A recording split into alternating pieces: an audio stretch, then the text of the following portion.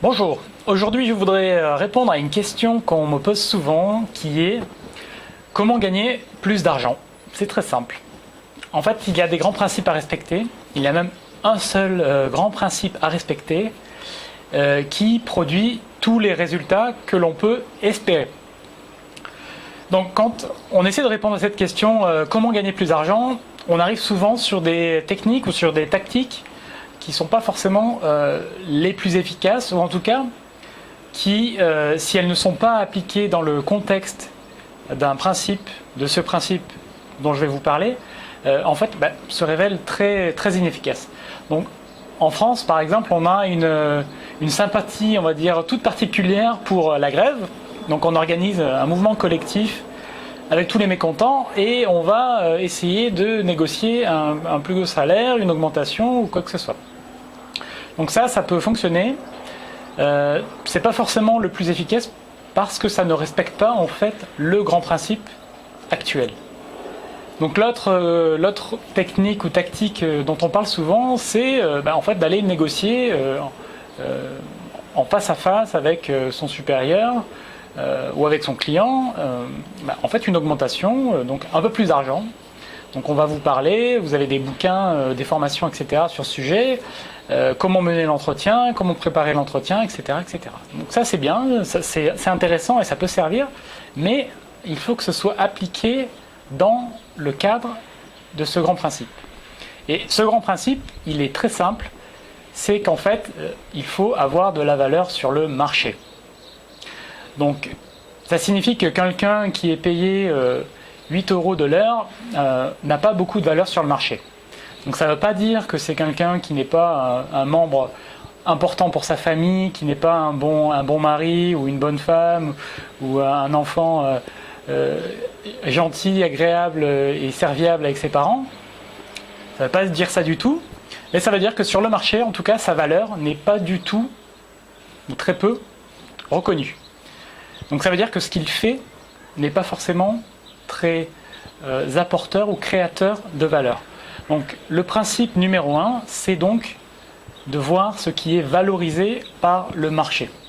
Donc ça, c'est un principe de réalité.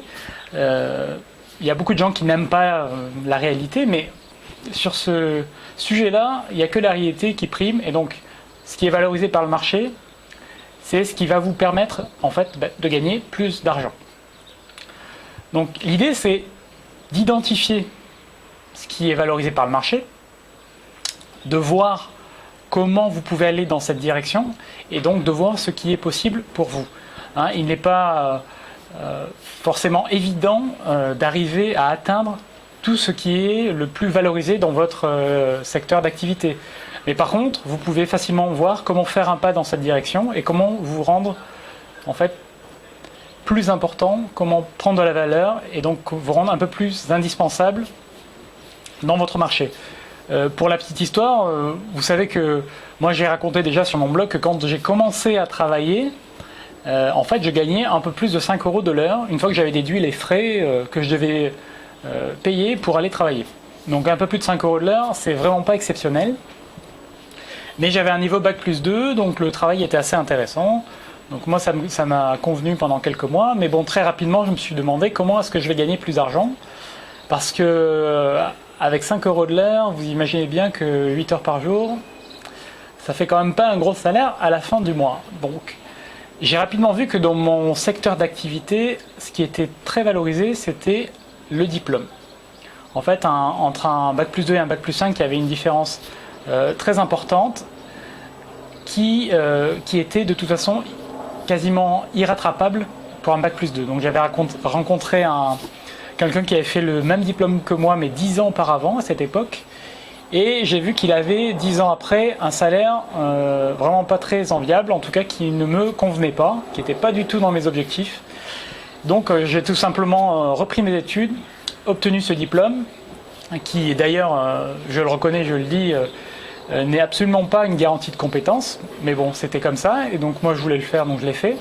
C'était possible pour moi, donc je m'en suis pas gêné, et donc j'ai obtenu ce nouveau poste plus intéressant, avec ce salaire surtout beaucoup plus intéressant, qui en fait m'a ouvert la porte sur d'autres choses. C'est ça qui compte. Parce que ce qui compte, c'est de pouvoir mettre le pied sur la première marche et ensuite continuer d'avancer. Donc moi, en fait, ce diplôme, c'est ce qui m'a ouvert la porte. Donc l'idée pour vous maintenant, pour gagner plus d'argent, c'est d'identifier ce que le marché recherche dans votre secteur et comment vous pouvez l'atteindre, ce qui est possible pour vous. Hein, là, on ne parle pas d'idées saugrenues et générales, il faut voir ce qui est possible pour vous. Donc faites ça, trouvez ce qui est valorisé, trouvez ce qui est possible pour vous et allez dans ce sens-là et vous verrez que automatiquement vous allez gagner plus d'argent.